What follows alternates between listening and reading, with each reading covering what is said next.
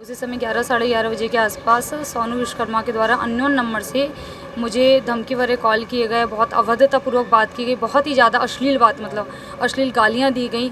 और वहीं तक नहीं रुके, वो मेरी छोटी सी 6 वर्ष की बच्ची, जिसको खुद उन्होंने उल्लेख किया गाली में कि तेरी वो छोटी सी 6 साल की बच्ची, उसके साथ भी गलत करूँगा।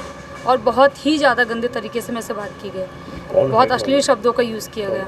पथरिया नगर परिषद के अध्यक्ष सुंदरलाल विश्वकर्मा के भतीजे सोनू लोहार उर्फ आशीष विश्वकर्मा ने नगर परिषद की सीएमओ को न केवल धमकी दी, बल्कि फ़ोन पे रात के करीब 11:30 बजे बदतमीजी भरी बातें करी, अश्लील अभद्र शब्दों को प्रयोग करे और उनकी बिटिया के संगे भी कछु उल्टो सीधो करवे की मंशा प्रकट करी गई, जान से मारवे की धमकी दी गई। और ई के बाद अब पथरिया नगर परिषद की सीएमओ ज्योति सुनेरे ने पुलिस को शिकायत दर्ज कराई है।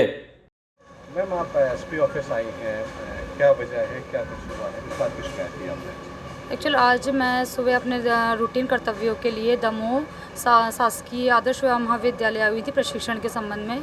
उसी समय 11 साढ़े 11 बजे के आसपास सोनू विश्वकर्मा के द्वारा अननोन नंबर से मुझे धमकी भरे कॉल किए गए, बहुत अभद्रतापूर्वक बात की गई, बहुत ही ज़्यादा अश्लील बात, मतलब अश्लील गालियाँ दी गई। और वहीं तक नहीं रुके, वो मेरी छोटी सी 6 वर्ष की बच्ची, जिसको खुद उन्होंने उल्लेख किया गाली में कि तेरी वो छोटी सी 6 साल की बच्ची, उसके साथ भी गलत करूँगा।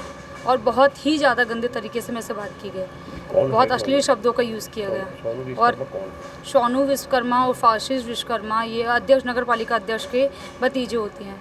और इन्हीं का इस कारण से, इसी रिश्ते के कारण उनकी इतनी हद हो गई है कि आज सीधे दायित्व ड्यूटी पे होते हुए ऑन ड्यूटी एक अधिकारी को, एक महिला अधिकारी को इतने गंदे शब्दों का उपयोग किया गया।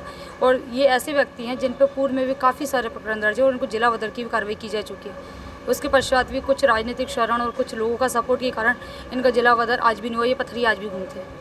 क्या वजह है, क्यों उन्होंने ऐसा किया है? वजह तो मुझे कुछ प्रत्यक्ष तौर पे समझ में नहीं आती है, परंतु जब से मैं यहाँ आई हूँ तो उन लोगों के अनैतिक कार्यों को मैंने साधा नहीं है, उनके हिसाब से कार्य किया नहीं है। तो वो काफ़ी समय से मेरे ट्रांसफ़र के लिए भी लगे रहे, परंतु आचार संहिता होने के कारण मेरा ट्रांसफ़र नहीं हो पाया।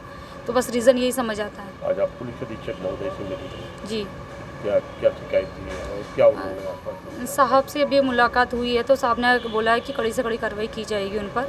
और इससे पूर्व मैंने इससे नीचे वैसे स्तर से भी बात की हुई थी, परंतु उनके द्वारा कुछ अच्छा सा रिस्पांस नहीं मिला था। इसलिए मैं डायरेक्टली कलेक्टर महोदय के सानिध्य में उनने मेरे को बोला है कि जो भी नियमानुसार कार्रवाई होगी सब कुछ किया जाएगा और आपको पूरा प्रोटेक्शन दिया जाएगा। क्योंकि मैं अपने कर्तव्य के चलते मुझे पथरिया दिन रात रहना और मैं ऑन ड्यूटी वर्क हूँ।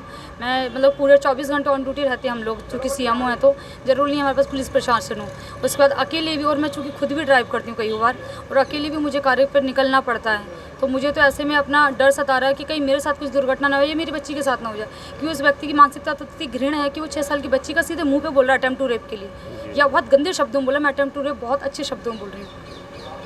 क्या पहले भी कुछ विवाद हुआ है? नहीं, पहले ऐसा जैसे कोई विवाद नहीं हुआ, परंतु जब विधायक महोदय का मेरे चैम्बर में जो मतलब कि वीडियो वायरल हुआ था कि उनकी और अध्यक्ष के भाई की जो लड़ाई हुई थी और अध्यक्ष के भतीजे की भी, तब मेरे द्वारा सच्चाई अवगत कराई गई थी टीआई महोदय को कि ये आए दिन हमारे ऑफिस में आके बैठते हैं और शासकीय कार्यों में व्यवधान उत्पन्न करते हैं। उसके पश्चात से ये मेरे से व्यक्तिगत रंजिश बना रहे हैं और मेरी उल्टी सीधी झूठी खबरें छपवाते रहते हैं। पूर्व की जो शिकायत थी वो अभी पेंडिंग है क्या? हाँ, वो अभी पेंडिंग है। तो पुलिस के द्वारा कोई कार्रवाई नहीं, कार्रवाई चल रही है, उसमें जांच प्रचलित है, परंतु चूंकि मैं उसमें एक अहम गवाह थी इसलिए मुझे ही विक्टिम बनाया जा रहा है। पथरिया नगर परिषद अध्यक्ष सुंदर विश्वकर्मा के भतीजे की खुली गुंडागर्दी को लेकर कर्मचारियों में भी आक्रोश है और अब पुलिस से सख्त कार्रवाई की मांग करी जा रही है। Eklavya University Damoh will guide you towards a bright future. 28 acres of lush green campus, largest campus of Bundelkhand, experienced and dedicated faculty. 50 future-ready courses taught in 12 different schools, separate course and ground for sport, fully equipped lab and workshop, safe and fully equipped separate hostel for girls.